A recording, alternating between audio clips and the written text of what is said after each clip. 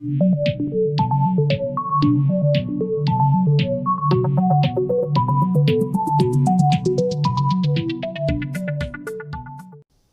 के चक्रव्यूह में हम प्रधान सेवक के जन्मदिन यानी सेवा सप्ताह की चर्चा करेंगे। राहुल गांधी साल भर किसी शरीर बच्चे की तरह प्रधान सेवक को ट्वीट लिखकर परेशान करते रहते हैं, मगर साल में एक बार इसका प्रायश्चित कर देते हैं और ये दिन है मोदी जी का जन्मदिन यानी 17 सितंबर। इस दिन वो मोदी जी को जन्मदिन की शुभकामना देकर उनका दिल जीत लेते हैं। इस बार तो इसके उपलक्ष्य में 14 से 20 तक भारतीय जनता पार्टी पूरा सप्ताह मना रही है। लेकिन आप सोच रहे होंगे कि 14 से ये सप्ताह शुरू हो गया और अभी तक आपकी कोई सेवा नहीं हुई। कुछ लोग सोच रहे होंगे कि 20 तारीख को कुछ समय बाकी है, 20 तारीख तक कोई ना कोई सेवा हो जाएगी। लेकिन दोस्तों, ये आपकी गलतफहमी है। आज हम आपको ये बताएंगे कि आरएसएस और हमारे प्रधान सेवक के नजदीक सेवा का क्या मतलब है, सेवा किसकी होती है और कैसी होती है। इस बार तो मोदी जी 70 साल के हो गए हैं। भाजपा वाले इस मौके पर 70 किलो का लड्डू बना रहे हैं। इससे आप अंदाजा लगा सकते हैं कि उनके अंदर कैसे लड्डू फूट रहे हैं। फिलहाल देश में एक राष्ट्रीय सेवा संघ यानी आरएसएस है और दूसरे प्रधान सेवक यानी नरेंद्र मोदी हैं।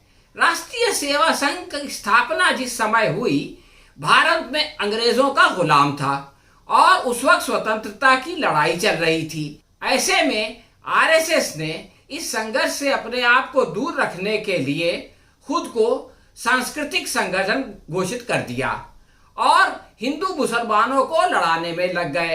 अंग्रेज भी यही चाहते थे, इसलिए दोनों की बात बन गई। आजादी से पूर्व राष्ट्र की सेवा इस प्रकार की गई। संघ के लोग साथ साथ में क्रांतिकारियों की मुखबिरी करते थे और ये इतिहास का हिस्सा है। बड़े बड़े लोगों के नाम इस लिस्ट में आपको दिखाई देते हैं। उस जमाने में हिंदू महासभा के एक जोशीली नेता दामोदर सावरकर हुआ करते थे, जिन्हें आजकल वीर सावरकर भी कहा जाता है। 1911 में जब सावरकर को आंदोलन के कारण काला पानी की सजा सुनाकर सेल्यूलर जेल भेज दिया गया, जहां पहले से हजारों कैदी मौजूद थे, तो उन्होंने सरकार के सामने हाथ पैर जोड़ना शुरू कर दिए।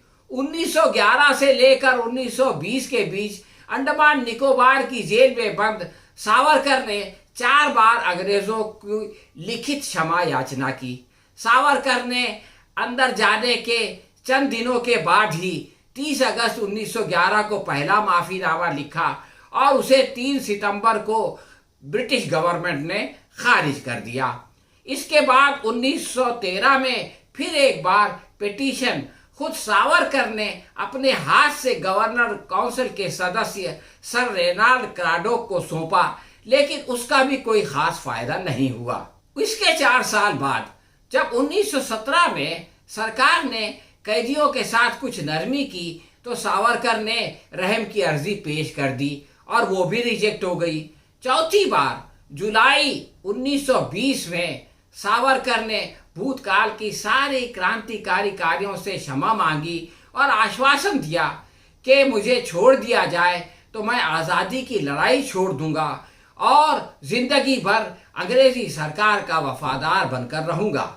इसके बाद उनको सेल्यूलर जेल से मुक्ति मिली, वो वापस आए और फिर ये कथाकथित क्रांतिकारी सावरकर हिंदुत्व के काम में जुट गया।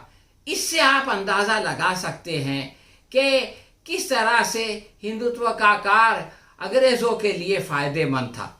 गांधी जी और सुभाष चंद्र बोस जैसे क्रांतिकारी लोगों की जद्दोजहद की वजह से भारत स्वतंत्र हो गया, तो इन लोगों ने राष्ट्रवाद का चोला ओढ़ लिया।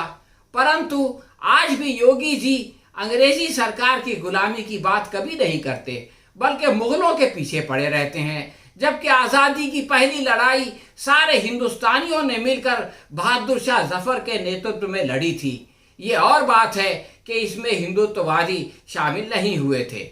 2014 में जब भाजपा को सत्ता प्राप्त हुई तो प्रधानमंत्री ने खुद को प्रधान सेवक कहा, देश की जनता खुश हो गई कि अब उनकी सेवा होगी, परंतु पिछले 6.5 साल में केवल पूंजीपति लोगों की सेवा हो रही है। प्रधान सेवक के दो परम मित्र अंबानी और अडानी दिन ब दिन खुशहाल होते जा रहे हैं और देश का आम आदमी बेरोजगारी और महंगाई की मार सह रहा है, उसकी कोई सेवा नहीं करता। उदाहरण के तौर पर कोरोना के कारण जीडीपी में 24% का घाटा हो गया, यानी 20 लाख करोड़ का नुकसान हुआ। तो इसमें सरकार यानी जनता का नुकसान 10 लाख करोड़ था, यानी सरकार के 10 लाख करोड़ डूब गए।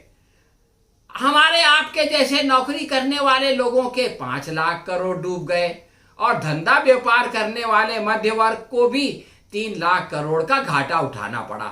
परंतु हमारे प्रधान सेवक के दोस्त बड़े बड़े उद्योगपति, उनका केवल 2 लाख करोड़ का नुकसान हुआ, क्योंकि हमारी सरकार उनका खास ख्याल रखती है। इसके बावजूद देश की जनता लड्डू खाकर प्रधान सेवक को जन्मदिन की बधाई दे रही है। इस समय विपक्ष बेरोजगारी दिवस मना रहा है, लेकिन इससे प्रधान सेवक या उनकी सरकार को कोई फर्क नहीं पड़ता, इसलिए कि जनता तो सिर्फ वोट देती है और उद्योगपति वोट के साथ साथ नोट भी देते हैं, इसलिए उनका ज्यादा ख्याल बल्कि डबल ख्याल रखना पड़ता है। तो दोस्तों, अब आप समझ गए होंगे कि इस सेवा सप्ताह में अभी तक आपका नंबर क्यों नहीं आया, और आपकी समझ में ये बात भी आ गई होगी कि आगे 20 तारीख तक भी आपका नंबर नहीं आएगा। ये सेवा तो उन लोगों की हो रही है जो सरकार की सेवा करते हैं, यानी कुछ उद्योगपति सरकार की सेवा करते हैं और सरकार उन उद्योगपतियों की सेवा करती है, और उन्हीं के लिए ये सप्ताह मनाया जाता है। तो दोस्तों, ये थी हमारी आज की समीक्षा। आपको कैसी लगी हमें कमेंट बॉक्स में लिखकर बताएं। अगर पसंद आई हो तो अपने दोस्तों के साथ शेयर करें और इसे लाइक करें।